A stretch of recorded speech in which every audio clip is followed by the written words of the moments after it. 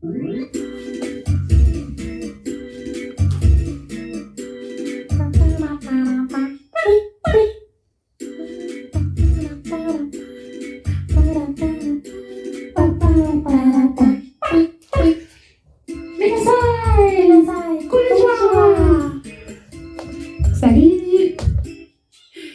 Konnichiwa! Salut mes petits initiés et bienvenue sur le podcast sur Naruto. Je suis accompagnée d'une invitée déjantée qui s'appelle Raya. Raya, je te laisse te présenter. Bonjour, ça sera en deux mots. Bonjour, au revoir. Ou alors, konnichiwa et sayonara. Ça va ou pas? Non, ça déconne. Ben écoutez, moi je suis de passage, hein, je suis comme un thé dans la brume. Je m'appelle Raya, j'ai 34 ans. Tout le monde s'en fout, mais je sais. Et ici, je suis là pour parler de Naruto parce que j'adore les saisons dont on va parler aujourd'hui, je pense. C'est le thème. J'adore parce qu'en fait, la musique me perturbe, je sais. Vous la reconnaissez tous, cette musique, c'est des moments un peu fail dans Naruto. Et j'ai hâte d'en parler avec toi, Amy. Et du coup, c'est mon premier podcast officiel. Je suis pas toujours à monter sur Internet, mais on va voir ce que ça donne. Alors, bienvenue à toi, Raya. On va poser des questions sur la série Naruto. On vient à peine de commencer Naruto Shippuden. Mais ça va porter uniquement sur Naruto. Et oui, on a 20 ans de retard, on a été congelés pendant 30 ans. On serait juste, donc on rattrape le perdu. Bah, pour ceux qui ne me connaissent pas, et vous ne me connaîtrez jamais sûrement. Je m'appelle Raya, j'ai 34 ans. Donc je suis espagnole. Et du coup, j'adore les mangas, j'adore la culture japonaise. Enfin, pas plus que la culture espagnole, hein, c'est quand même mon père. Et dans la vie, je suis informaticienne. Depuis presque 14 ans. Et là, d'ici l'année prochaine, je vais passer un casting pour faire une école de comédie, donc pour devenir actrice. C'est mon dur rêve et c'est le bureau de mon vie. Et du coup, je suis ravie d'être ici avec Mimi pour parler de Naruto. Merci Raya pour ta présentation. Alors moi c'est Amy, je suis artiste. J'ai créé cette chaîne pour parler de la bande dessinée, des mangas, des séries, des films, des jeux vidéo. Tout ça dans la bonne humeur. Et vous pouvez aussi me retrouver sur Instagram. Donc, les liens s'afficheront sur la vidéo. Comment ça se passe son rendez-vous? Un date? Mon cœur est déjà piqué. Alors il n'y aura pas de rendez-vous. Mais il est piqué par qui? Par ma chère épouse. Mais c'est moi ton épouse. Ah mais oui, c'est vrai. Oh là Oh là là, suis-je bête. Allez, relève. Ah, je vais pas te contredire. Hein. Pas autant que Naruto. Dans certains moments. Mais c'est bien qu'on fasse la bascule parce que on va parler de Naruto. C'est une catastrophe, ce podcast. Mais non, mais... Soyons positifs. Alors, première question, Raya. Quand as-tu découvert Naruto? Waouh. Déjà, j'étais petite. Et quand j'étais petite, je regardais beaucoup d'autres séries. Je connaissais pas Naruto en fait. Je sais pas si pour la génération 90, vous avez connu le canal satellite Game One, Fox Kids et tout. Et je regardais beaucoup de dessins animés, mais je connaissais Naruto de nom en fait.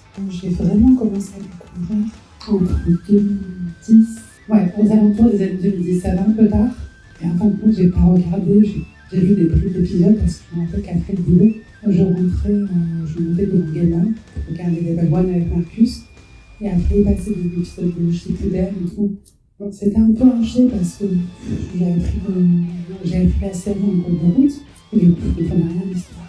J'avais quand même vu la première saison, donc je ne suis vraiment pas surpris Naruto. En fin de compte, c'est juste cette année qu'on a décidé de recommencer en entier et de voir l'intégralité des 9 saisons. Donc j'ai découvert par ce qui n'est pas plus mal. Voilà, c'est ça. Moi, j'ai découvert vraiment cette année. J'avais jamais vu Naruto avant. Je connaissais que de nom et je savais que c'était très connu, mais au départ, je pensais que c'était une série pour les petits garçons. Alors qu'en fait, pas du tout. Pas du tout, parce que c'est pas parce que le personnage principal, c'est un petit garçon que c'est adressé aux petits garçons. Voilà, du coup, je peux rajouter quelque chose, c'est que, comme beaucoup de gens, beaucoup de gens aiment les mangas, la pop culture, les mangas. Naruto, c'est une série très connue, mais qui a été très médiatisée, on ne pas tout, encore aujourd'hui, puisqu'on parle de Boruto. On n'est pas encore, on vient à peine de commencer Shippuden. Ouais, c'est le genre de série, en fait, si tu veux vraiment te plonger dedans, il ne faut pas regarder 3-4 séries en même temps, il faut vraiment, vu que c'est très long, et il faut prendre le train en marche, et garder un rythme soutenu, il faut enchaîner les épisodes, forcément il faut avoir le temps, mais surtout quand tu travailles, c'est chaud, c'est t'as que le soir pour voir. Après, ce qui me fait rire de Naruto, c'est que sur 20 minutes d'épisode, t'as des 5 rien pour le générique. Voilà. Ça passe très vite. Mais c'est vrai que même si certains épisodes ne se suivent pas et peuvent être vus indépendamment du reste, c'est quand même beaucoup mieux de voir à la suite. Alors ensuite, quel est ton personnage préféré dans Naruto ? Alors, de tout ce qu'on a pu découvrir sur Naruto, il y a beaucoup de personnages. C'est ça qui est très intéressant dans cette série par rapport à d'autres mangas, d'autres animés. On peut le voir dans Dragon Ball aussi, il y a beaucoup de personnes, il y en a pour tous les goûts en fait. Après, j'ai pas une énorme culture sur le Japon, mais ce que je sais, c'est que là au début on était un peu refroidi, c'est que vraiment on aime bien les personnages féminins, on n'est pas féministe pour autant.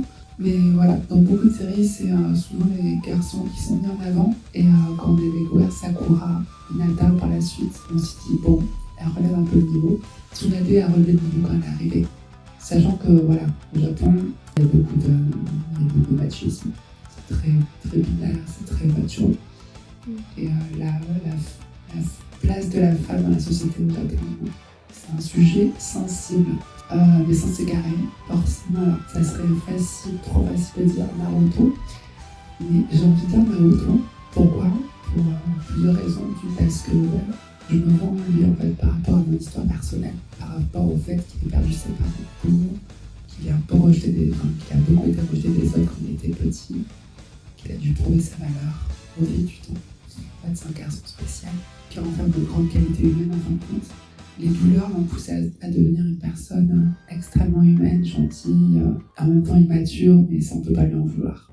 Déjà pour son âge, il a des valeurs très solides. Il est très intègre, il est très sociable, il est drôle, il est acharné, il est très acharné. Il a un rêve et il ne le lâche pas.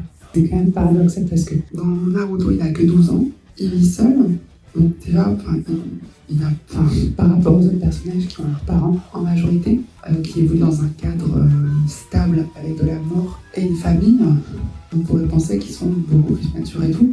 Mais Naruto, en fait, est à la fois par la force de la vie, par obligation, il doit devenir adulte très vite pour s'endurcir. Et en même temps, il est très immature. Il a ce côté enfantin qu'il garde après, on voit dans Shippuden, il garde toujours ce côté enfantin. En fait, il est sérieux dans les moments où il faut être sérieux. Et en dehors de ça, en fait, c'est un personnage qui ne se prend absolument pas au sérieux. C'est ça que j'aime. C'est vrai que Naruto est très drôle, amusant. C'est ça que j'ai bien aimé dans ce personnage. Il a besoin de beaucoup d'amour. Et son seul moyen, comme beaucoup d'enfants qui ont été abandonnés, qui ont perdu leurs parents très tôt, il recherche l'amour des autres. Et en fait, pour ça, il place la barre très haute envers lui-même. Il est très dur envers lui-même. Et en fait, ce qui fait que, de façon maladroite, en fait, en cherchant l'amour des autres, il va provoquer le contraire. Sauf pour Hiruka. Hiruka, et les adultes comprennent mieux ce qu'ils traversent. On voit qu'au début, dans l'entouré d'adultes, il est protégé par Kakashi, par Hiruka, par Sarutobi. Voilà, les adultes le protègent en quelque sorte. Du jugement des autres, parce qu'ils savent à quel point ça lui fait mal, et il cache très bien sa douleur. Et il en fait une force. Et moi, c'est pour ça que j'aime ce personnage, parce qu'il m'a inspiré. Il m'a inspiré, je me retrouve en lui. Je disais dans l'émission, il était très motivé, il avait cette volonté de le faire à chaque fois. Il est toujours. Oui, c'est. En plus, ce qui est malheureux, c'est qu'au début, c'est ça que je trouvais très touchant et très injuste. Les premières saisons sont très tristes, je trouve. J'ai beaucoup de des larmes qui ont quand même coulé parce que ça m'a rappelé, ça a fait écho avec les choses que j'ai vécues avant. Je crois que, je dis pas de bêtises, hein, je veux pas heurter les fans, il ne sait même pas que c'est son père qui a scellé Kyuubi en lui. C'est le truc. Le gosse, quand même, il démarre sa vie en étant bébé avec une malédiction au cerveau. Je me rappelle pas qui s'en est parlé, Non, qui en est parlé. Je pense qu'on va le savoir dans Shippuden. Et ce qui est même curieux, je trouve, c'est qu'il parle pas beaucoup de ses parents et on entend beaucoup parler de son père, mais pas de sa mère. Rappelez ça. Oui, c'est vrai. Voilà. Donc j'aime ce personnage par-dessus tout parce qu'il y a beaucoup de mystères qui l'entourent et on pourrait croire que sur 9 saisons, ces mystères sont dissipés et en fait on va devoir attendre Shippuden pour qu'il soit levé. Enfin, j'espère d'ici là qu'il y aura moins de mystères qui entourent ce personnage. Dans tous les cas, pour moi, c'est un des personnages qui a le plus de potentiel, outre le fait que ce soit le héros, le perso principal. Il a un potentiel immense et je trouve qu'il est très bien écrit. Là, c'est devenu une icône dans la pop culture, dans les animés. Moi, comme je disais, je le trouve très drôle, tout ça. Il m'a beaucoup fait rire. Et toujours de bonne humeur, pour le sourire. Il est têtu. Ouais. Après, c'est pas mon personnage préféré. C'est quoi ton personnage préféré? On aurait pu croire que ça pouvait tomber sur une fille ou une femme. Et c'est vrai qu'il y a Sakura, Hinata, Tsunade. Mais mon coup de cœur, ça a été Rock Lee. Gros sourcils. Pas pour ses gros sourcils. Il est en retard. Mais pour sa persévérance. Le fait de répéter les exercices, les pompes. Le fait de ne pas abandonner, d'aller à son objectif. Et voilà, cette volonté, ça m'a touchée. Ouais, c'est très drôle en fait parce que ça en est même des fois, il pousse l'entraînement, ça en est presque ridiculement drôle.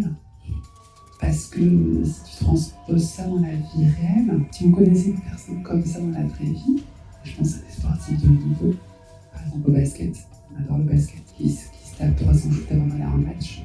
Bon ben c'est rien, lui c'est carrément 500 pompes sur un pouce, on s'en fout. Oui, en fait, je trouve ça inspirant, même si il y a des moments ça n'a pas l'air réaliste parce que c'est un nombre énorme. Mais c'est inspirant. Et voilà, on est en admiration. Et après, à part ça, il est très léger, drôle aussi. Il était drôle au début. C'est un copier-coller de son prof, son sensei. Ouais. La tenue et la coupe sont très marrantes. Mais c'est son sensei en fait qui a poussé Sekai Sensei, qui l'a poussé à se dépasser comme ça. Parce que je crois qu'au début, il n'était pas prédestiné à devenir ninja. On avait un épisode du passé où je crois le seul épisode où on va habiller normalement. En fait, c'est un personnage qui a encore plus de mérite que les autres. C'est parce ça. qu'il ne maîtrise pas le genjutsu, ni le ninjutsu, c'est le taijutsu. Voilà. Et je ne sais pas si tu te rappelles l'épisode où on en parlera par la suite, mais les examens de Johnny, je sais pas comment, je sais plus. De gaming. De Kenny, pardon. Je vais faire tirer les cheveux. C'est à ce moment-là qu'on voit une partie de son potentiel. Sa puissance. Ouais, sa puissance est incroyable. Bah, notamment aussi contre, comment il s'appelle ce vilain-là, qui fait sortir les os de son corps. Là, je n'ai pas la mémoire du prénom. Et qu'en fait, il se bat contre lui parce que dans un champ, il a bu une bouteille de saké. Qu'il ne doit pas boire. Ah oui, ce passage. Et là, tu te dis, mais il va se faire trucider, c'est pas possible. Il va y passer. Et pas du tout. Et il s'accroche. Ah oui. Il est très spécial. Il est très inspirant. Il fait vraiment écho à Naruto. Ils sont très complémentaires. Moi, j'aime beaucoup les voir ensemble. Parce qu'à l'écran, ils sont très acharnés, ils sont drôles. Et il a ce côté un peu aussi, il y a d'autres ninjas qui sont très sérieux. Je pense à le ninja le plus sérieux, le plus boring, c'est Shino. Et Neji aussi. Ils sont trop sérieux. Bon, il en faut.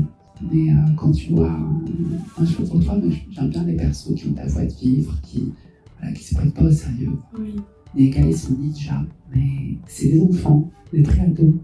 Ça les empêche pas de rigoler, de Ils se faire des prennent pas blagues. la tronche, quoi, c'est ça. Après, moi, j'aime beaucoup une des choses que j'aime le plus, les combats en corps à corps. Et c'est ça, c'est qu'il est super agile. Il a son agilité aussi. Et j'aime beaucoup voir ça. On peut dire que c'est comme Naruto, c'est quelqu'un de très enthousiaste. Autant que ses sourcils. Alors, est-ce qu'il y a un personnage duquel tu te sens proche, enfin le personnage que tu serais dans la série toi-même? Là encore, je vais pas me répéter, mais ça fait écho à la question d'avant, à savoir Naruto.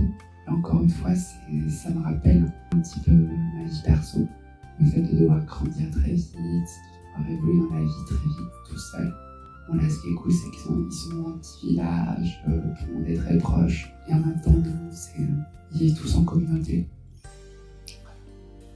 Alors, si je devais être un personnage de Naruto, ça serait quand même plus Tsunade. Parce que c'est une femme, qu'elle est jolie, qu'elle a un putain de caractère. Moi, ce qui me fait toujours rire, c'est qu'elle a des grosses godasses aux pieds, des espèces de grosses claquettes en bois. Et je sais absolument pas comment elle fait pour courir avec. Non, mais ça, c'est une folle, une accro au jeu. Elle est pas facile à vivre, elle a un mauvais caractère des fois, mais elle est leader. Elle est leader à la lame d'une leaduse, je sais pas si ça se dit. Elle a l'âme d'une chef. D'ailleurs, elle a ses un sang puisque son papa est le premier Hokage de Konoha, si je dis pas de conneries. Voilà, elle tient le village d'une main de fer. Elle arrive quand même de par sa force de caractère et son expérience, à rassembler le village après la mort de Sarutobi, ce qui est quand même pas rien. Puis il faut dire que pour gérer autant de potentiel, comme on voit, elle a quand même un fort caractère, quoi. Pour envoyer des enfants dans des missions de rang S, faut avoir la tête froide, quoi. C'est ça. Après, ça n'empêche pas d'être drôle. Moi, j'adore Shizune avec le petit cochon. C'est trop mignon, c'est trop perché. C'est trop perché. On n'a pas vu tout son potentiel, on a vu un peu de briques de son passé. Avec Orochimaru, puisqu'elle fait partie des 3 ninjas légendaires de Konoha avec Jiraiya et Orochimaru. Et il me semble, sans spoiler, que dans Shippuden, il y a un combat entre Orochimaru, Kabuto, Jiraiya et elle-même. Et là, elle a du potentiel. Ça promet tout ça. Ouais. Enfin, je connais pas, je sais pas ce qui va se passer pendant les épisodes de Shippuden jusqu'à la fin, mais je pense qu'on va la voir longtemps. C'est pas ce qu'on va voir longtemps. Puis, en même temps, elle a ce côté très maternel. Elle est dure, elle peut paraître froide et trop ferme, mais elle a quand même ce côté maternel que j'aime beaucoup. Elle est explosive. Caractère explosif, c'est magique, quoi. Elle est en colère, elle a des états d'âme, c'est des humeurs fluctuantes et elle se met à casser un mur à main nue. C'est génial. Alors moi je vois pas un personnage qui me ressemble totalement, mais je retrouve des petites choses chez Hinata, comme la confiance en soi. Voilà, après je peux me sentir proche de pas mal de personnages, mais sans que ce soit mon miroir. Enfin, pas vraiment mon miroir dans un des personnages en particulier. Oui, du coup, si tu me permets, avant de passer aux autres questions, puisque tu me demandais quel était mon personnage préféré, je pense que ça peut être bien d'évoquer notre ressenti sur la série dans sa globalité. C'est pas rien par rapport à... Après, je connais pas les autres mangas, par exemple One Piece ou d'autres séries, comment ça s'appelle, Fairy Tail. À l'époque, ça passait sur Game One, en même temps que Naruto et... Dragon Ball. Dragon Ball, c'est pas la même époque. Mais ouais, c'est ça, c'est Naruto m'a fait penser à Dragon Ball dans le sens où, déjà l'histoire, on te montre un petit garçon qui a 12 ans, qui fait partie d'un village caché de ninjas. Moi, je me rappelle que les seules fois où j'ai pu imaginer dans cet univers, c'est quand je jouais sur Sega Saturn, Et je pense que les geeks connaissent ce jeu. C'est Shinobi. T'as pas connu toi. C'est un très vieux jeu qui est sorti sur Sega Saturn et Mega Drive. Et t'incarnes un ninja. Donc le jeu s'appelle Shinobi. Il y a eu plusieurs dérivés. Et qu'est-ce que c'était dur comme jeu. Mais qu'est-ce que c'était beau. Alors oui, je vois le gameplay. De par ses couleurs, c'était un jeu très difficile. Très très difficile. En même temps, moi j'adorais m'évader dessus. Les décors, le fait de jouer un ninja. Parce que dans notre enfance, on a souvent joué des super-héros, dans Street of Rage, il y avait beaucoup la castagne, le blanc baraqué de Nato. Et là, rares sont les jeux où on peut incarner des ninjas en fait. Et Shinobi nous permettait de faire ça. C'est pour ça que dans Naruto, quand les sous-titres c'était marqué, il y avait une traduction d'un mot japonais, c'était marqué Shinobi, ça m'avait pensé à ça. Je trouve l'histoire tellement bien originale. Dans le sens où ça a vraiment été bien pensé en fait, parce que introduire plusieurs villages qui essaient de construire une harmonie. Alors, j'ai pas eu l'occasion de voir beaucoup de mangas, enfin si quand même, mais sur les ninjas, non, j'en connais pas d'autres, et je trouve que l'histoire en elle-même a été très bien construite. Voilà, ça démarre vraiment un petit garçon de 12 ans dans un village caché qui essaie de s'épanouir, de grandir sans sa famille. Et en fait, qui se construit sa famille et qui apprend. Il y a ce côté mystique qui est. Parce qu'on aime tous la magie. D'accord. Si c'était juste une série sur des ninjas sans le pouvoir, ça serait peut-être moins intéressant. Mais il y a ce côté magique. On a l'impression qu'ils ont des super pouvoirs. Ils maîtrisent le chakra. Alors que quand on va en Asie, les notions de chakra, de méditation, de le ki, la force vitale, le prana, tout ça, c'est des choses qu'ils connaissent depuis des millénaires déjà. Mais arriver à retranscrire tout ça, toutes ces traditions, tous ces secrets, tout autour d'enfants en fait. Ouais. C'est ça, c'est que c'est même pas des... Tu t'attends à voir les adultes. En fait, ce qui est mis en avant, c'est des enfants. Et dans leur comportement, ils ont pas l'air d'être des enfants des fois, ils sont vraiment matures. Oui, ils sont très très matures parce qu'il y a une exigence derrière. Moi, ce qui m'a choqué, c'est que je crois qu'on entend dans Shippuden, ou dans la saison 9, ils sont employés. Tsunade dit, vous êtes mes employés, je crois, je dis pas de bêtises. Ils travaillent dans le village, quoi. Alors que c'est juste des ados, là. Nous, à leur âge, on joue au POG, on joue à la PS4. Oui, les missions qui leur sont confiées. Voilà, c'est... T'as une mission classe S. Ouais, c'est des missions où ils risquent à chaque fois leur vie. Oui, quoi. c'est ça. Et c'est ça c'est un peu la vie du ninja, quoi. T'apprends. Ils apprennent très tôt et très vite à être responsables. Et on leur apprend qu'en tant que ninja de ta village, tu ne dois pas hésiter à donner ta vie pour ton village. Le village passe avant. C'est même pas la famille passe avant. C'est le village et la famille. Et du coup, j'aime beaucoup le concept et comment ça a été introduit autour de trois ninjas principaux. Naruto, Sasuke et Sakura, qui essaie bien, tant bien que mal, d'être une équipe soudée. C'est drôle de voir, mais moi je pensais pas que ça allait prendre une tournure aussi dramatique en fait. Une équipe qui au départ ne voulait pas être ensemble. Ouais. Ils se sont retrouvés malgré eux. Oui. Le premier dernier de la classe, c'était assez drôle. Et quand Kakashi a dû prendre l'équipe en main, oh là là, c'était catastrophique au début. Et comment ils évoluent tout au long de la série, avec toutes les épreuves qui sont et cette fracture qui arrive à un moment. Ouais, avec Sasuke. Ça, c'est quand même... Sasuke, c'est vraiment un personnage qui se distingue parce que on sent déjà que le gamin, au début, il est quand même frappé. C'est-à-dire qu'il a vécu des choses horribles. Ouais. Et on vit pas, en même temps, on peut pas lui en vouloir. N'importe qui dans la réalité tue quelque chose sur la réalité. Tu prends un gamin qui voit toute sa famille se faire tuer par le grand frère. Il a la vengeance dans le cœur plombs, et dans la tête. Ouais, il pète les plombs à la fin. Et pour Naruto, qui lui aussi a perdu sa famille, et qui lui dit non, Naruto, tu peux pas comprendre ce que je ressens. Alors je crois que c'est un des épisodes au début où ils affrontent un ninja renégat, là, comment il s'appelle, Zabuza. Sasuke qui lui crie dessus, tu peux pas comprendre ce que je ressens. Mais si, il peut comprendre, il a vécu. Il a perdu ses parents jeunes. Il a même pas connu ses parents. Naruto. Il est extrêmement froid, je trouve. Ouais. Donc c'est bien, on voit bien ce contraste en fait entre un Naruto hyper gentil, hyper serviable, toujours bonne humeur, acharné de travail, qui essaie tant bien que mal de convaincre un Sasuke avec un cœur de pierre et fermé, qui est rongé par la vengeance, et la colère et la vengeance, l'anti-vengeance, et qui essaie en fin de compte de le remettre dans le droit chemin. Et Sakura en fait qui se trouve entre les deux, qui fait un peu l'effet tampon. Ce qui est dommage, j'en reviendrai après, mais Sakura, je dirais pas qu'elle sert à rien, ce serait manquer de respect à celui qui a écrit l'histoire, même si beaucoup le pensent. Mais j'adore son impulsion à Sakura. J'ai trouvé ce démarrage vraiment intéressant. C'est quand même important de poser les bases dans une série et de montrer quelque chose qui te donne envie de voir la suite. Naruto, c'est ça. C'est pas juste des ninjas. C'est une histoire qui s'articule autour au début de 3 personnages et après de tout un village. De tout un village et aussi d'autres villages.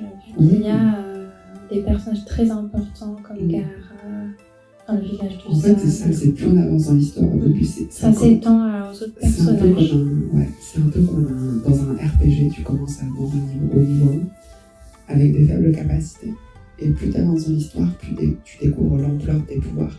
Et dans Naruto, c'est ça. C'est que plus on avance, et plus on découvre l'importance de ce que c'est être un ninja. L'importance d'apprendre rapidement à maîtriser tes capacités, à y passer des niveaux. Surtout, tu vois, c'est fou de se dire de voir l'écart de niveau entre les profs, entre les sensei et les élèves, et de se dire, mais wow, ils vont mettre des années à atteindre ce niveau. Et qu'en fin de compte, tu vois qu'au fil des saisons, ils s'évoluent très très vite. Ils s'évoluent très très vite et ils ont déjà des responsabilités d'adultes. Et ils risquent leur vie à chaque fois. Moi j'ai adoré l'introduction d'Orochimaru. Il y a beaucoup de méchants. Je sais pas ce qu'on pense, mais Orochimaru pour moi c'est un personnage charnière dans l'histoire de Naruto. Et il va l'être dans Shippuden aussi. Oui, je trouve qu'il est mis en valeur et c'est un méchant badass. En fait aussi, je voulais parler d'un point, c'était quand on parlait par exemple de la musique d'Orochimaru. Ouais. Il y a aussi les musiques. L'ambiance, on est transporté par les musiques, par les décors, tout au long de la série. Ouais, on est transporté dans le Japon. Et on disait, justement, la série, elle nous fait voyager. Oui. Grâce à ça. Ah oui, les musiques, c'est comme pour tout. C'est comme les supporters dans un stade. Sans le bois, l'ambiance, elle se casse la gueule.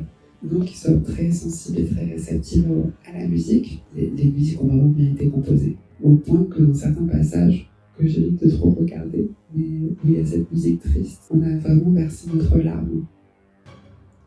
Oui, on était aussi d'accord pour dire que toutes les deux, qu'on a l'impression des fois d'être avec eux, d'être à côté d'eux dans l'histoire. Oui. Mais oui, ils nous font voyager et c'est comme s'ils s'adressaient à nous en fin de compte. Après ça, c'est une sorte de ressenti, c'est propre à chacun, mais oui, on a vraiment l'impression d'être dans l'histoire et de voyager avec eux, de faire le voyage avec eux à chaque fois. On est embarqué dans l'histoire malgré nous. Et c'est fou ce qu'on s'attache aussi aux personnages. C'est vachement marrant. Le fait de les voir grandir, en fait, c'est ce qui fait l'attachement. Ouais. 9 saisons de Naruto, il s'en est passé des choses. Même si, des fois, au niveau de la trame, c'est ça que je trouve dommage. C'est que c'est peut-être un des seuls points négatifs que j'ai à trouver à Naruto. Certains épisodes se suivent. Il y a de la trame, des arcs narratifs. Notamment l'arc narratif avec Orochimaru et Sasuke. Et d'un coup, tu sais pas pourquoi. Ils nous sortent des épisodes qui n'ont rien à voir. Ils partent dans notre village et il y a une suite de 3-4 épisodes qui vont traiter de la même chose. Genre ça va être le déménagement, ça va être l'épisode où ils cuisinent. Et on se dit où est passé tel personnage. On dirait qu'ils font des quêtes annexes en fait, c'est ça. Qu'est-ce qui se passe pendant ce temps-là avec l'autre, avec Sasuke ou avec... On dirait qu'ils ont laissé tomber la quête principale pour faire des quêtes annexes. C'est pas pourquoi. On pensait qu'à la fin de Naruto, ils reviendraient sur Orochimaru. Et pas du tout. Ça s'est fini avec Gaara. Mais en même temps, ça nous permet de découvrir d'autres aspects, d'autres histoires de la vie des autres personnages aussi. Moi, c'est toujours dommage. C'est que je pensais qu'à la fin des 9 saisons, il y aurait une confrontation entre Naruto qui révèle, qui apprend son potentiel en fait, qui apprend que Kyuubi, dans lui, qu'il a été scellé par son père. On aurait pu y voir un affrontement final titanesque. Quelque chose d'impressionnant. Ouais. Mais je sais pas pourquoi. Je sais pas pour quelle raison le scénariste, ils ont voulu couper ça et le mettre en Shippuden. Je pense qu'on va le voir en Shippuden. Peut-être que Naruto n'était pas prêt à ce moment-là. Peut-être qu'il était trop immature. Oui, il fallait qu'il s'entraîne Ouais. avant un affrontement énorme. Ouais. Mais moi, je pensais que dans le point, on va dire, un peu négatif, je pensais que tu allais parler de ce qu'on voit au début, où il réexplique à chaque fois. Ça m'a rappelé. C'est pour ça Il y a que une je dis, situation et ils sont obligés de réexpliquer. je fais le parallèle avec Dragon Ball, c'est pareil. Dragon Ball Z. Donc pendant le combat, tu calques ça sur la vraie vie. C'est pas possible, quoi. C'est genre les gambades, quoi. Faire ta bouche et gambades, quoi. Oui. Ce qui fait que ça rallonge beaucoup les combats, ça rallonge les épisodes ça casse le rythme. et on est là, mais on veut du combat, on veut. C'est ça. Il y Ouais. a ce côté frustrant de te dire que les personnages, ils ont des techniques de fou, ils ont des pouvoirs incroyables. Ça serait comme voir un combat entre Superman et, je sais pas, Superman et Doomsday, et que toutes les 30 secondes, ils s'arrêtent pour expliquer la technique qu'ils font. Et Ce qu'on veut, c'est du combat, c'est du bourrin, c'est les décors sur casque, qui pètent les plombs, qui se mettent à poing, on va voir du vrai combat. Quoi. Et on est là derrière l'écran, on a compris que tu envoyais ton shuriken pour le distraire. Je ne comprends pas ce truc de devoir expliquer systématiquement, se justifier très bien. De l'audience on n'est pas con, on sait. Après, pour moi, c'est pas très grave, quoi. C'est pas un point ultra négatif. Ouais, mais ça casse le rythme parfois des épisodes. Et du coup, c'est ce qui fait que ça rallonge beaucoup les saisons. Je pense qu'ils auraient pu faire ça sur un rythme plus soutenu et qu'il y ait moins de saisons et qu'il y ait plus d'action. Sinon, après, le reste est génial. Alors, l'épisode le plus drôle. Un petit peu d'humour. Justement, l'épisode le plus drôle, selon moi, c'est celui où ils ne peuvent pas rire. Ce qui fait que ça en est le plus drôle, parce qu'ils doivent se retenir de rire. Et nous, on rigole pendant tout l'épisode. C'est ça, on se voit pendant tout l'épisode. C'est quand même assez tordu. Le concept nous a développé, c'est que le père il a rédigé un testament que son fils assiste à ses funérailles, mais que si jamais il rigole, c'est l'autre partie de la famille qui touche l'héritage. Il attend tout au tournant, et lui, il a joué un tour, il a joué contre l'autre, dans toute la famille, c'est qu'il a dit tiens, pourquoi je voudrais bien des ninjas de Konoha, ils sont trop sérieux. En plus, le bouquet, c'est que c'est Shino. Le plus sérieux, on voit pas sa bouche. Ouais, moi j'aime, c'est toujours sérieux ce bouquet. Il est silencieux comme les insectes. Et il se fait avoir. En fait, le fait déjà que sous la bêtise, Naruto a été accompagné, c'est incompréhensible. On se dit non, mais c'est là, il a foutu la merde. Oui, déjà se dire, mais qu'est-ce qu'ils font une mission ensemble, Shino et Naruto. Naruto pour ce genre de mission, c'est aussi improbable de demander à un pape orthodoxe d'aller à la Mecque. C'est vraiment con ce genre de... C'est pas possible. Et du coup, tout l'épisode... Donc, gag sur gag... Mais déjà, moi, ça m'a fait trop rire, c'est de voir Shino qui mange, en fait, elle fait empoisonner et qui se marre, et ne plus s'arrêter,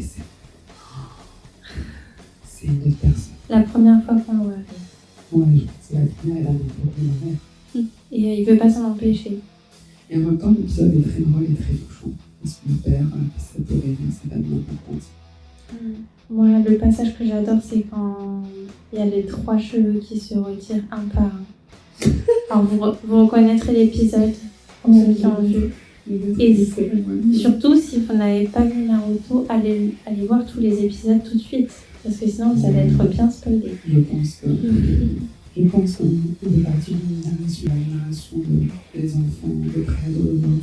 Ce qui est bien, c'est que c'est comme une série, c'est comme Dragon Ball, ça traverse les âges. Je pense que même nos enfants verront Naruto un jour. On leur montrera les danseurs.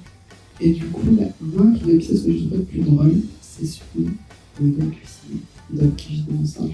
Ah, on n'en a pas parlé l'autre fois, mais oui, on était complètement d'accord avec cet épisode. Et Shiraku voit sa fille se faire enlever par un groupe de cuisiniers ninja. On dirait des cuisiniers ninja, quoi. C'est cool. Et le passage du multiclonage supra pour des nouilles. Ah ouais. Le gamin, quoi, Naruto qui pétrit la pâte, les nouilles avec son Rasengan, quoi. Ah oui, le Rasengan pour la pâte. Ils sont tous des têtes ahuries en regardant faire. Et c'est génial, en fin de compte, c'est... Ouais. Et aussi, tu parlais de l'épisode où il y a les deux imposteurs qui sont passés pour... C'est le summum du ridicule, quoi. Et Naruto qui, tout le long... Ah, c'est votre entraînement spécial. Ces deux imposteurs, ils font n'importe quoi. Alors, tout le monde a... Tsunade très vite tard, je crois, dans l'épisode, mais tout le monde voit que c'est pas eux. La grosse blague, le spectacle de Konoha. Voilà, et l'idée, c'est que les subtils d'accord, ils ont l'air inoffensifs, on va les faire bosser. Et Naruto est tellement crédule qu'il se dit, mais c'est ça votre entraînement spécial, est-ce que je peux pas m'entraîner avec vous? Moi, je me suis demandé s'ils faisaient pas exprès de croire que c'était vraiment eux. Et après, il arrive à la fin, ah, mais vous êtes là. Non, pendant que c'était les mêmes. C'est ça qui est magique avec Naruto, c'est qu'il est à la fois très mature, très adulte dans sa tête, dans sa posture, ça peut tellement crédule. Il sait lui-même. Dans certaines situations, ça pourrait lui coûter la vie. Ça a déjà failli lui coûter la vie, moi. C'est bien qu'il y ait aussi entre les moments où c'est très sérieux, de montrer violent. C'est bien à travers ce genre d'épisode ça fait du bien. rappeler que ça reste des enfants. Ils ont pour la plupart 12 ans. C'est bien de nous rappeler que c'est quand même des enfants qui pensent aux enfants. Et ça fait du bien d'avoir ce côté drôle aussi. Ouais. Ce qui nous amène aussi à la question de l'épisode le plus marquant ou touchant qu'on a pu voir. Oui, beaucoup.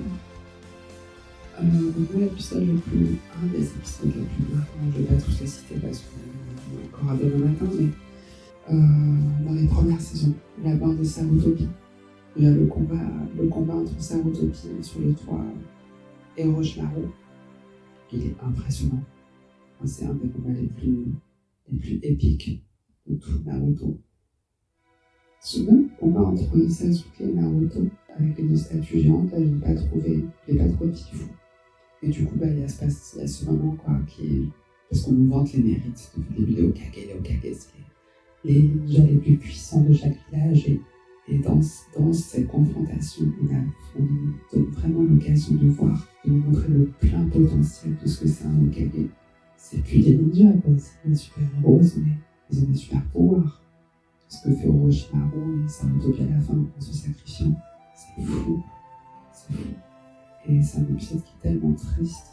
Il est triste parce que Sarutobi, ça restait quand même un peu le garde-fou de Naruto. C'est un peu son papa spirituel. C'est un peu comme un paradoxe. Or, Hiroka, c'est plus le tuteur, le grand frère. La mort de Sarutobi est très touchante. Et la cérémonie après aussi. Ouais, la cérémonie, c'était dur pour nous. C'était dur. Et ils arrivent à faire passer cette émotion de tristesse super bien. Et c'est là qu'on voit aussi les principes des ninjas sont vraiment mis en avant. Et ils le disent pas juste comme ça au vent, c'est qu'ils l'appliquent dans la vraie vie. Le ninja ne doit pas montrer ses émotions. Et pour la plupart, on voit qu'ils se retiennent. On m'attend à ce qu'ils craquent tous, qu'ils aient tous les larmes aux yeux, qu'ils soient tous... C'est une tragédie. En fait, ils sont humbles. Ils arrivent à rester... ils ressentent des choses, mais ils arrivent à les garder en eux. Et garder cette force. On peut dire que les Hokage les a inspirés, puisque c'est aussi l'enseignement. Si un jour je meurs, ne soyez pas triste. Et continuez à vous dépasser, continuez à grandir. Moi. Voilà. Et on peut dire à travers cet hommage que tu vois la cohésion qu'il y a dans le village de Konoha par rapport à d'autres villages, et ils sont vraiment soudés. On peut se dire qu'ils ont appris beaucoup de choses à travers son enseignement. Il peut être fier d'eux. Je pense que c'est une manière de dire je suis un vieux sage, je vous ai déjà montré tout ce que je savais, et je peux m'en aller. Et je sais qu'une autre personne va prendre le relais, je suis pas inquiet pour vous. Voilà comment je l'ai ressenti. Et du coup, pour parler d'un autre épisode rapidement, un autre épisode qui m'a beaucoup marqué, qui est très touchant, c'est l'épisode où... alors, qui nous a beaucoup marqué. Ouais, qui nous a beaucoup marqué, par contre. Parce que moi aussi. Alors, je crois que c'est plus dans les dernières saisons, dans la saison 9. On voit Naruto au bord d'un précipice et essaie d'attraper une branche de bambou pour une nouvelle recette de ramen. Je crois que l'ingrédient s'appelle Memna, je sais pas comment on prononce. Et là, du coup, il rencontre un garçon qui en fait, il se fait passer pour un amnésique. Et un ocarina. Au passage, l'ocarina, c'est magnifique, vraiment chaud. Et ça renforce ses pouvoirs. Mon chakra, c'est fou. De les voir se lier d'amitié comme ça. Parce que le personnage est très gentil et il inspire Naruto en fin de compte à vouloir aider tout le monde dans le village. Il devient très ami. Et Naruto va absolument le protéger. On pourrait penser que c'est Naruto qui va sauver la situation, encore une fois de plus. Et de voir qu'à la fin, il va se sacrifier en se faisant sauter dans les nids pour sauver le village, qui défend. Ça m'a crevé le cœur, vraiment. Ça m'a crevé le cœur de voir à quel point ça a touché Naruto. Ça l'a tellement touché qu'à la fin, on le voit sur la falaise revenir à Konoha et manger le plat de ramen, la nouvelle recette. Et on voit qu'il y a 2 bols. Et en fait, on pourrait penser que les 2 bols, c'est pour lui. En fait, dans le deuxième bol, on voit la silhouette de son ami dans le ciel apparaître. Et il lui rend hommage, quoi. C'est oh, j'ai tellement pleuré pour cet épisode. On voit Tsunade en arrière-plan qui arrive avec Shizune et il faut dire t'inquiète pas, il s'en remettra, mais c'est dur parce que Naruto a déjà vécu l'épreuve de l'abandon, il essaie de la surmonter. C'est dur de se dire, c'est un gamin qui a beaucoup souffert et il souffre encore. Il doit vivre, en tant que ninja, il doit vivre ce genre de choses. C'est rude quand même.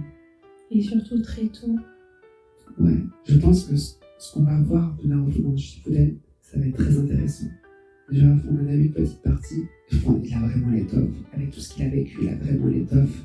Il a vraiment l'étoffe d'un Hokage. Il a les moyens de tout devenir. Je me fais pas de soucis. Et toi, tu écoutes ton épisode préféré, c'est quoi? Qui t'a le plus touché? Qui m'a le plus touché, marqué. Moi, j'ai très vite été touchée dès le début avec l'équipe Naruto, Sakura, Sasuke.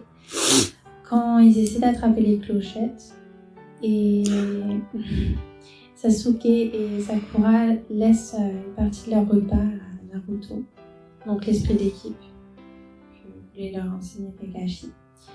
Et déjà ça m'a touchée. Et après aussi un épisode d'un petit garçon qui perd son père. Là ça m'a fait pleurer carrément. Mais il y a beaucoup de passages touchants ou d'épisodes. On a pris vraiment ceux qui venaient comme ça, mais il y en a eu beaucoup. Ensuite, alors... Après, honnêtement, il y a eu tellement d'épisodes, je pense qu'on n'en a pas oublié, mais il faudra un petit peu de temps pour se les remémorer. Pour faire un top 10 par exemple, pour voir les moments les plus marquants, mais de ceux qui viennent à l'esprit, ouais, c'est ceux-là. Mais il y en a eu tellement d'autres. Moi, c'est les épisodes avec Orochimaru, les horreurs qu'il commet, c'est tellement atroce. En même temps, c'est badass, c'est sombre. À la fois, tu vois toute la puissance d'Orochimaru. Ou les retrouvailles. Un épisode qui m'a vraiment marqué, c'est les retrouvailles entre Sasuke et Itachi, quand ils sont dans le couloir. Oui. Et quand ils utilisent le Sharingan et le kaléidoscope hypnotique du Sharingan sur son front. On en reviendra avec la technique la plus redoutable. Pour moi, c'est celle-là. Utiliser cette technique, on l'a vu utiliser sur Kakashi. Il était avec Kisame. Quand Kisame, c'est un peu aussi comme ça qu'ils ont introduit l'Akatsuki. Ce que je trouve dommage en fait, je fais un parallèle, je vous mets une parenthèse, qu'il y avait l'arc narratif de Orochimaru. Selon moi, ils auraient dû s'attarder un peu plus dessus. Et ils ont introduit l'Akatsuki tout doucement comme ça, en faisant revenir l'enfant du pays avec Kisame. Et c'est là qu'on se rend compte en fait que l'Akatsuki, c'est ça qui est dommage. En fait, ça met un peu au second plan Orochimaru, qui est redoutable, mais qui à côté d'un Itachi, est ridicule.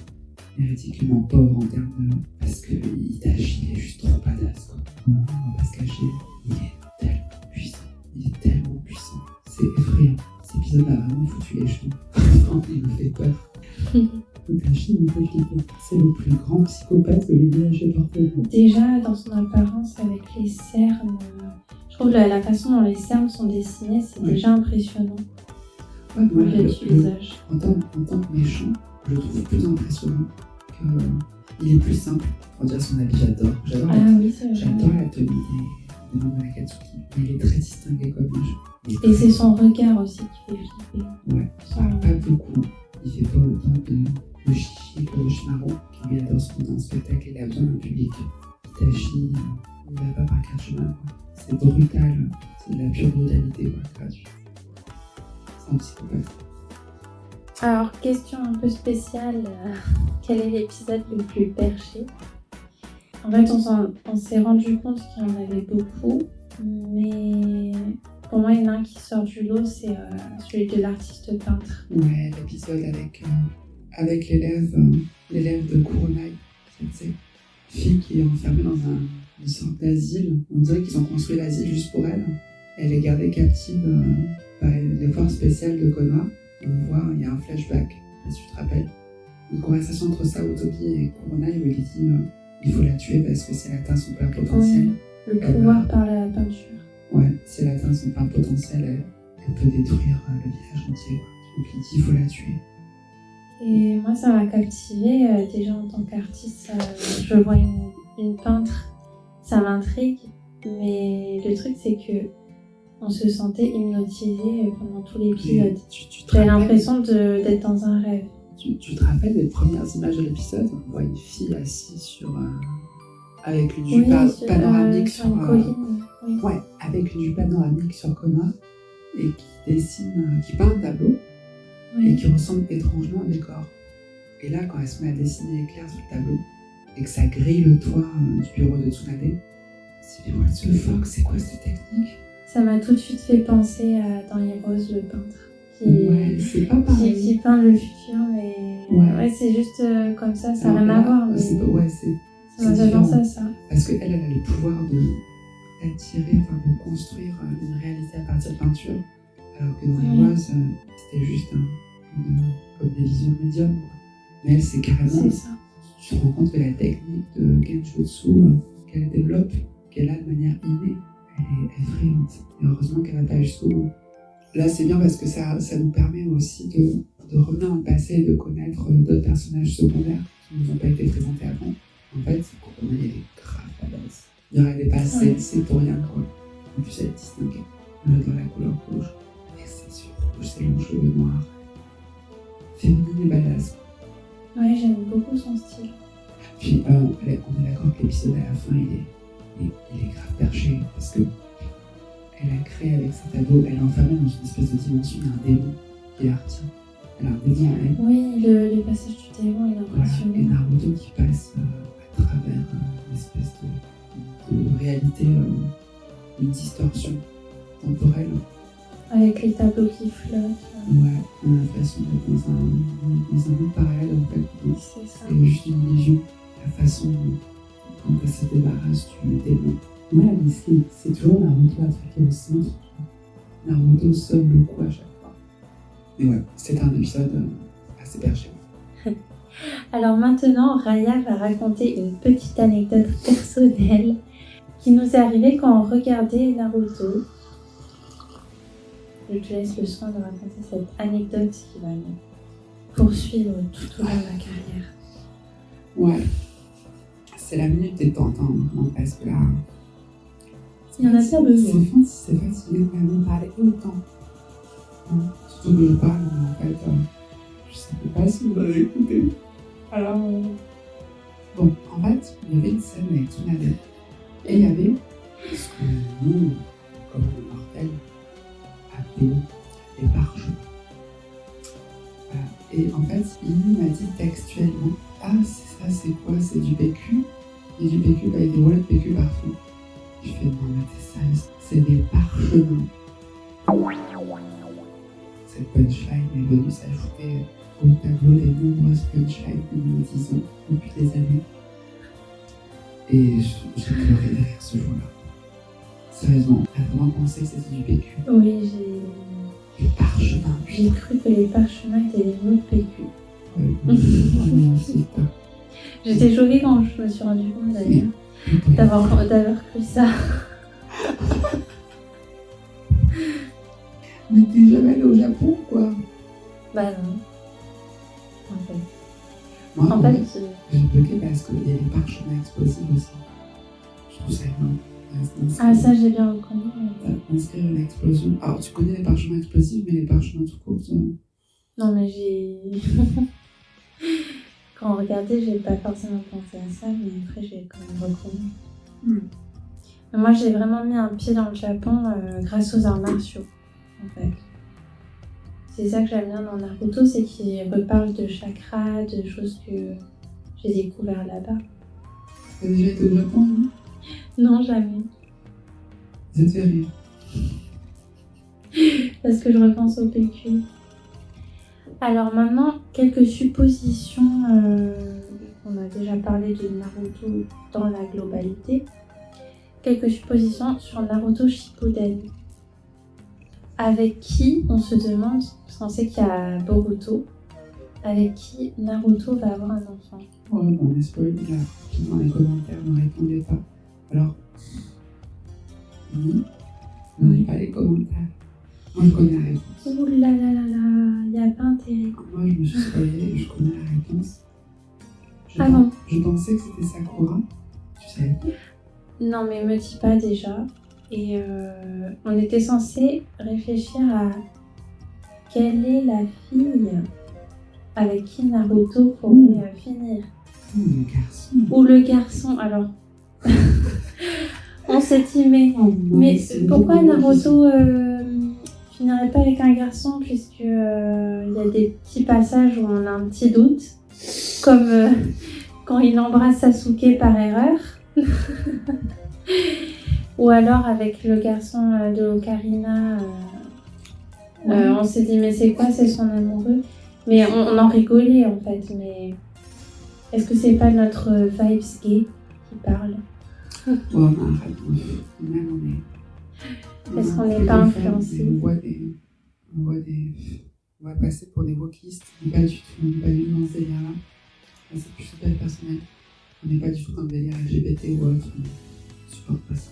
Mais ouais, après, je pense que c'est juste que Naruto, au début, il a 12 ans, quoi. C'est comme les gosses d'aujourd'hui. Les femmes, c'est pas son truc. Oui, après, c'est plus des amitiés, au final. Ouais, tout ce qui... c'est l'intérêt. Tout ce qu'il a, c'est des d'avoir amitiés. une copine. Je pense qu'on verra dans Shippuden, certainement. Il aura grandi, tout ça. Moi, j'avais parié sur Sakura. Parce que même si au début, il y a des taquineries, ils s'entendent pas bien, tout ça. Oui. Après, je vois un petit feeling. Alors, on a vu le début de Shippuden, dans le début. Quand ils se retrouvent. J'ai senti que je me suis dit, ouais, là, il y a un feeling quand même. Ouais, Il y a possibilité. Mais bon, on verra bien parce qu'on n'en est pas là encore. Ouais, je pense que c'est Hinata. Mais tu dis que tu sais que t'as été spoilée? Je pense que je le sais. Ah. Non, je pense que c'est Hinata. Mais je suis pas sûre. Ok. Moi, je pense que c'est Sakura, mais bon, après. C'est vrai qu'il Aucune idée. Hein. Elle a un sacré caractère, Sakura. Mm. Elle casse le sol, à main. Théorie intéressante. Ensuite, est-ce que Sasuke va se défaire du sort d'Orochimaru? Ah, la marque maudite. Honnêtement, je sais pas. Parce que quand tu vois l'enthousiasme avec lequel il a rejoint, c'est ça qui est triste, c'est qu'ils font une mission, ils sont dans le déni quand même. Ils essaient d'aller récupérer parce que l'équipe d'Orochimaru a enfermé dans une sorte de tonneau pour le sacrifier en fait, quand Orochimaru prête son corps, que tu vois l'énergie qu'ils mettent pour venir le chercher, qu'au final ils sont tartinés les aisselles, Sasuke. Lui ce qu'il veut c'est accéder à la pleine puissance, il a que la vengeance en tête. Mais en fait il se rend même pas compte que Orochimaru va se servir de lui pour se servir de son corps en fait. Oui, sa question c'est un peu est-ce qu'il va se défaire du mal, est-ce qu'il va se rendre compte, qui est vraiment Orochimaru et qu'est-ce qu'il veut faire de lui. C'est ça. Voilà, ça on sait pas. Honnêtement, je pense que oui. Quand Orochimaru sera mort, j'espère, j'ose espérer qu'on va avoir droit à une confrontation Naruto ça va pas être évident. Ouais. Mais il est devenu tellement badass. C'est ça qui est dommage, c'est que il aurait dû apprendre. C'est un peu là où Konoha a échoué. C'est qu'ils n'ont pas su le canaliser et tirer pleinement parti de toute la puissance de son Sharingan. En fin de compte, c'est quelque chose qui aurait pu arriver à Naruto. Toute de la marmotite et le fait de vouloir se casser le commun. Et ce qui porte en lui. Oui, Oui. avec l'isolement, il aurait pu être isolé. Et c'est un peu ça, en fait, l'histoire de Naruto, au début, on repose sur ça, c'est la rivalité entre deux amis qui finissent par devenir le yin et le yang. Oui. Et à la fois, ils se respectent toujours, mais ils ont quand même envie de se tuer entre eux, de s'entretuer. On l'a vu au début de Shippuden, tu te rappelles? Oui. C'est trop. Mais je pense qu'il va s'en défaire et qu'il va pouvoir accéder à son plein potentiel. Ouais, c'est Comme Itachi. Itachi l'a fait. Je me demande même si sous l'influence de son frère, il ne va pas rejoindre l'Akatsuki. Je n'en sais absolument rien. Je n'ai pas vu la suite de Shippuden, je n'ai vu que quelques bribes d'épisodes. Être dans le même groupe que son frère, je crois pas qu'il va finir avec lui. Après, je sais pas. Peut-être qu'il sera biboche et que peut-être que le fait qu'il acquiert une puissance aussi démentielle auprès d'Orochimaru, Itachi va se dire attends, mon frère a rejoint Orochimaru, il a supporté la marque maudite, il a failli y passer, et finalement, il s'en est sorti, ça fait trop de théorie. Peut-être que c'est à ce moment-là qu'il commence à le respecter, parce qu'il va voir son potentiel. Il va se dire, il a tout pour rejoindre l'Akatsuki. Ça serait ouf, n'empêche, de voir un duo Itachi, Sasuke dans l'Akatsuki. Déjà qu'ils sont badass, ils sont super forts. Je pense que Sasuke dans un groupe dans l'Akatsuki ne ferait que amplifier son potentiel. Son côté, en fait, on dirait qu'il devient comme son frère, il devient un psychopathe, il devient un fou. C'est ça. Alors, en dehors de Naruto, quel personnage pourrait se démarquer et devenir super fort? En termes de puissance, tu veux dire? Oui, de puissance dans la technique. Forcément, je pense à Gaara. Oui, pour le potentiel, il a un sacré potentiel. Mais Gaara, en fait, il est fort depuis le début. Ouais. Il avait fait des missions de classe S depuis le tout début. Il devient Kazekage. Et il a monté très vite en puissance. Avec son sabre, il est intouchable. Après, voilà, je ne veux pas spoiler, mais on voit une partie de son potentiel dans Shippuden. Au tout début. Contre l'Akatsuki, mais en fait, on pensait qu'il était invincible et qu'il ne pouvait pas être touché avec son sabre. Et il se fait tellement libre. On commence à voir ses faiblesses. Sa faiblesse qu'on ne connaissait pas. C'est fou. Ouais, honnêtement, quand tu vois la puissance de Kyuubi, je sais pas si, à part Naruto et Sasuke et l'Akatsuki, on aura l'occasion de voir d'autres personnages avec autant de potentiel. En vrai, quand tu te rends compte que c'est des personnages qui portent un démon en eux, Gaara il a un démon en lui, Naruto, je ne connais pas les autres démons. C'est ces démons qui leur confèrent une puissance étonnante. Ouais. Et pour finir, peut-être, qui Naruto va-t-il affronter? Est-ce qu'il va affronter Orochimaru, Itachi? Quel va être ce combat? Est-ce qu'il va vaincre Orochimaru ou Itachi directement? Ouais, comme tu l'as vu à la fin de Naruto, de la première saison, il part avec Jiraiya qui a collecté des informations. Il n'a pas fait que mater des nanas. Parce qu'ils ont tout le temps, j'ai collecté des informations. Naruto ne le croit pas. Il s'énerve à chaque fois. Mais si. Et en fait, tu sens dans les mots et dans les yeux de Jiraiya, le temps de savoir à quel point en fait il a inquiet pour le futur de Naruto. Parce qu'il a compris à quel point l'Akatsuki était dangereux. Plus qu'Orochimaru. Oui. Plus qu'Orochimaru. Et on sait que leur but maintenant, c'est de voler tous les démons. Et ils veulent donc extraire, je pense, comme ils l'ont fait avec Gaara, ils vont vouloir extraire tous les démons. Pour en faire quoi? On n'a aucune idée. Mais ça présage rien de bon. Enfin, ce que je veux dire, c'est que voilà, Naruto n'est pas prêt de se reposer. Orochimaru, l'Akatsuki, ils sont 9. Et on les a pas encore tous découverts, j'imagine. Non, on les a pas tous découverts, mais moi j'en connais une partie et je peux dire qu'ils sont. Ça doit être l'Apocalypse. C'est à partir du moment où ils vont commencer à s'en prendre aux 5 grands villages. Je pense que c'est à ce moment-là qu'on va pouvoir voir le potentiel des 5 villages réunis, de voir comment ils collaborent et comment ils travaillent ensemble pour se défaire d'un ennemi comme l'Akatsuki. Parce que c'est le grand méchant. Alors je connais pas les autres grands méchants, j'en ai entendu parler d'un, mais je sais pas s'il y a un lien avec l'Akatsuki, Madara Uchiwa. On verra bien. Ouais, mais ça promet d'être violent, d'être sombre, très sombre. Voilà, c'est. Il y a le côté enfantin est passé, et dans Naruto Shippuden, ce côté enfant. Oui, c'est bien plus sérieux. Ouais, c'est beaucoup plus sérieux, beaucoup plus sombre.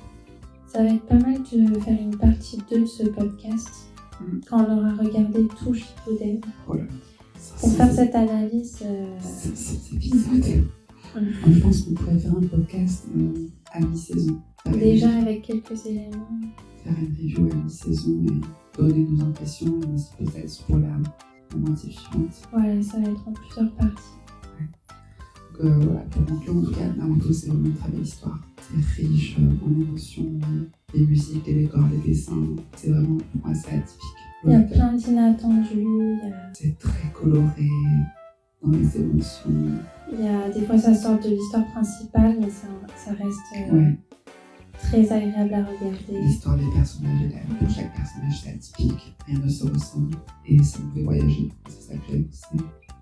Quand je regarde une série, j'ai besoin de me sentir connectée avec les personnages, avec l'histoire, la musique, tout. Et j'ai l'impression de flotter en fait. Et dans un état second, comme si j'avais fumé en fait. Je sais pas ce que je dis. On croirait presque voir des acteurs et actrices, mais tout ce qui reste, c'est le doublage. Quand on regarde les voix françaises ou le doublage en japonais. Mais en fait, le doublage de voix d'animé. Les deux sont bien faits. Mais c'est fou de se dire que c'est un animé en fait. Les personnages sont des dessins. Les deux sont bien. Oui, ça se vaut. Moi j'aime bien qu'elle est en VF parce qu'elle a le côté moins sérieux, et ce côté enfantin, tout est moins sombre. Et en VO, c'est le côté dramatique. Ouais, les insultes. Un côté, on parle pas du tout comme ça en VO. On parle comme un adulte en fait. N'hésite pas à ton tour de répondre aux questionnaires avec tes propres réponses. N'hésite pas à donner tes réponses dans les commentaires. Ouais, il y a beaucoup envie. Je sais, c'est une série qui est très médiatisée. Je crois qu'avec Boruto, on arrive sur la fin. On est arrivé sur la fin cette année. Boruto, c'est fini en 2023. Ça a presque. Naruto, ça a plus de 20 ans. Ça a plus de 20 ans. Et on arrive à la fin de l'histoire. Donc après Boruto. Je pense qu'après Boruto, il y a plus rien. Après Boruto, plus rien. Enfin, plus rien, mais on peut toujours revenir depuis le début. Se refaire toute la série, ça reste chose qui restera vie. Oui, en tout cas, ça fait plaisir de voir à quel point ça peut marquer autant de générations comme ça a été avec Dragon Ball et comme ça. Et que ça continue encore, notamment à travers les jeux vidéo. Récemment, on a eu l'occasion de tester Ultimate Ninja Storm 4. PS4, et c'est un jeu qui est dément. Le gameplay est super. Le gameplay, le graphisme. L'immersion dans le décor du C'est combat. vraiment fidèle à la série. C'est juste le mieux de pouvoir incarner Orochimaru par exemple. Et en plus, elle est trop commune. Parce que ça peut être un peu en puissance. Et d'explorer les différentes techniques. Sauf avec, par exemple, Lee qui pouvait marcher sur l'eau dans le jeu, alors que dans l'anime, il ne peut pas. On aime bien repérer les petits détails comme ça. Non, mais c'est vraiment un univers.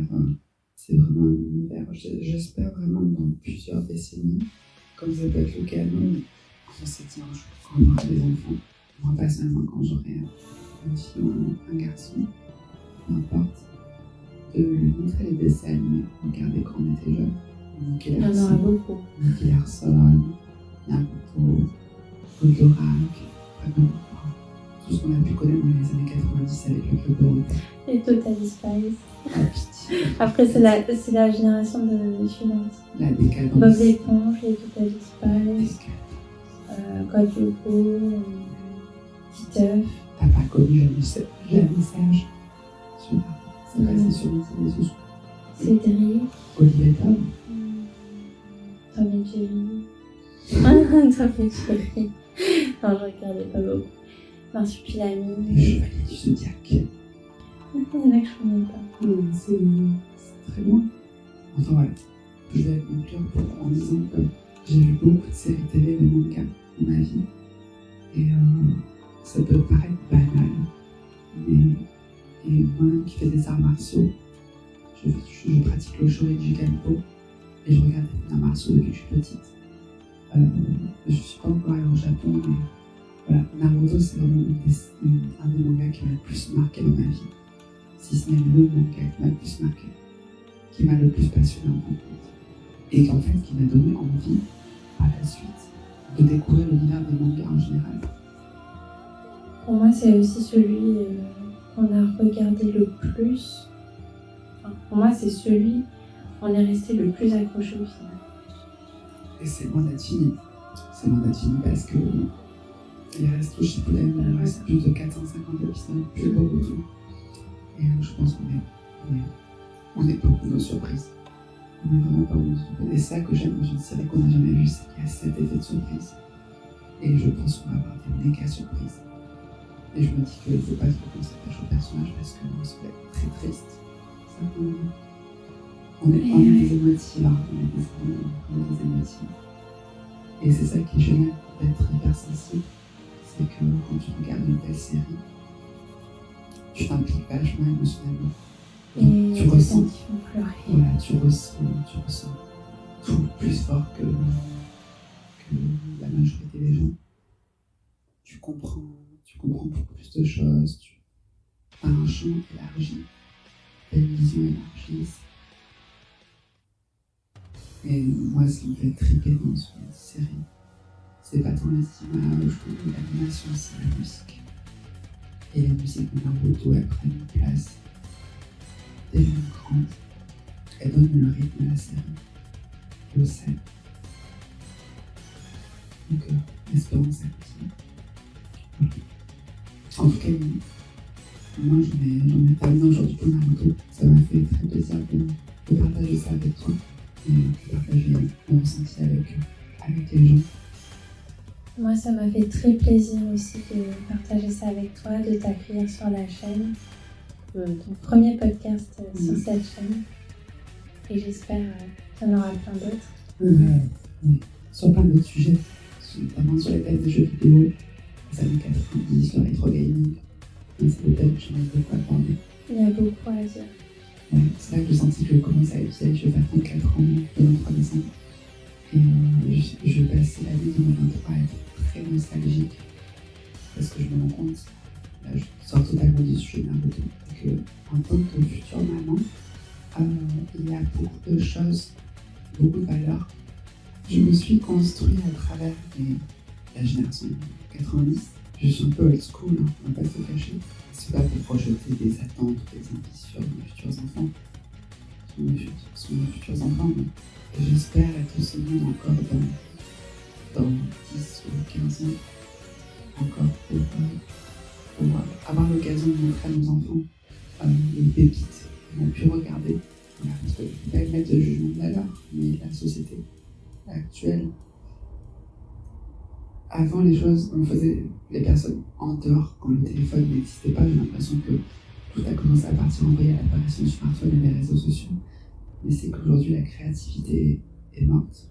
Il n'y a plus de créativité. Moi, je dirais pas totalement morte, mais ce que je pense, c'est qu'il y a beaucoup de remakes de ce qui a été fait avant, parce que ce qui a été fait avant, justement, était très créatif. Oui, mais c'est ce que je dis. Mais pas totalement morte non plus. Le potentiel de création. De se creuser Par exemple, la je vois tête. une série en ce moment sur Malcolm. Je pense pas qu'en 2023, à l'ère où les gens ont besoin, où les gens regardent du Netflix, et c'est la génération qui zappe les génériques, sur une série que Malcolm, quand t'es fan d'un belle seconde, tu penses que tu zappes les génériques. Tu ne zappes pas les génériques de Malcolm. Ni un autre générique d'une autre série qui Voilà. Tout va vite, soit très tout bien va trop construit. vite. Des séries, beaucoup de séries sont plates, je vois notamment, et ça c'est un autre sujet, je le vois avec les séries Supergirl, Flash, Arrowverse. Tout est construit pareil, tout se ressemble, c'est triste, il n'y a plus aucune profondeur. Je trouve qu'il n'y a plus aucune profondeur. Et je dirais même qu'il y a beaucoup de gens, je pense, qui ont du talent. Il y a des gens de ma génération, de ta génération, qui peuvent prendre des projets dignes de ce qu'on a pu voir comme Naruto, comme les DC Comics, les Marvel d'avant.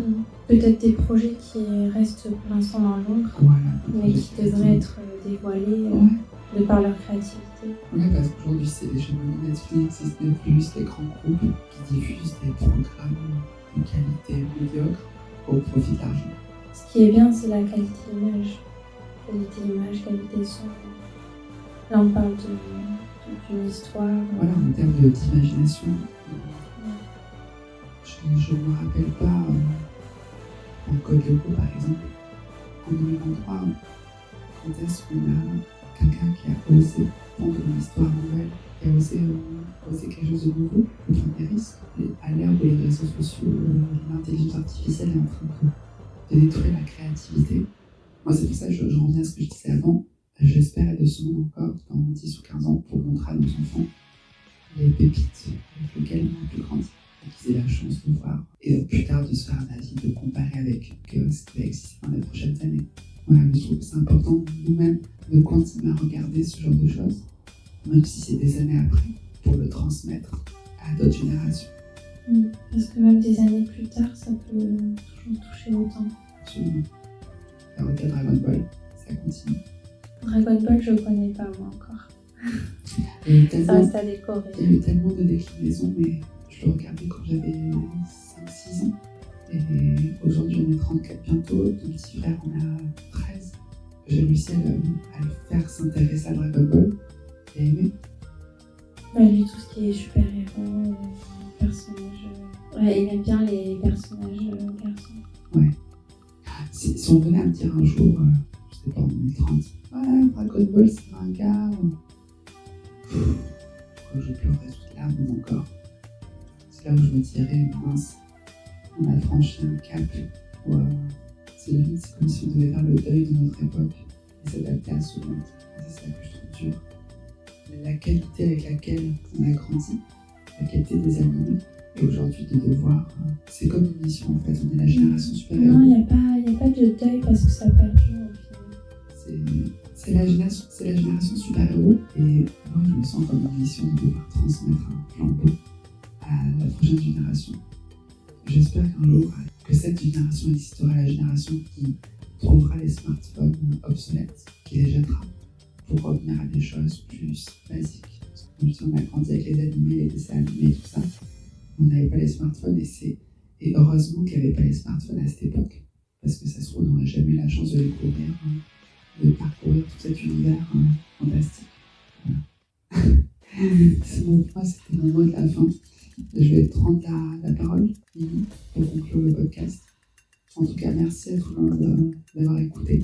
Armez-vous de patience, prenez un bon café parce que c'est très très long. Et en espérant que ça vous ait plu. Enfin, en tout cas, moi, c'est juste un retour d'expérience personnelle. Après, chacun a son avis sur la question, son retour et l'histoire. Mais je trouve que c'est plutôt sympa de partager son avis, échanger sur. Pour moi, c'est comme discuter d'une œuvre d'art. Alors, pour moi, on a fait le tour de toutes les questions sur Naruto. Maintenant, ce que j'attends, c'est votre avis à vous, vos réponses dans les commentaires. Voilà. Au prochain podcast. À bientôt les petits initiés. À bientôt. Salut à tous tout le monde.